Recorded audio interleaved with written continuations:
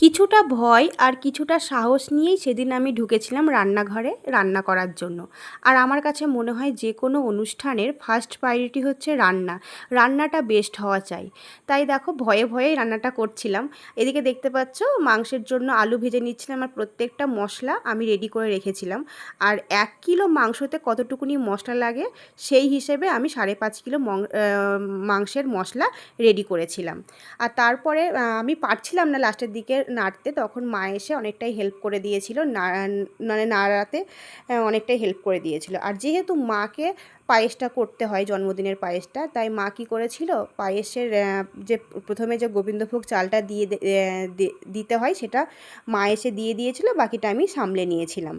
আসলে কি বলো তো, বাড়িতে মানুষজন আসবে আর রান্না ছাড়াও আদার্স কাজ থাকে, সেই কাজগুলো মা করছিল।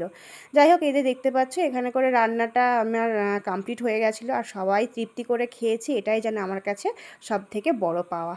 যাই হোক, চলো টাটা।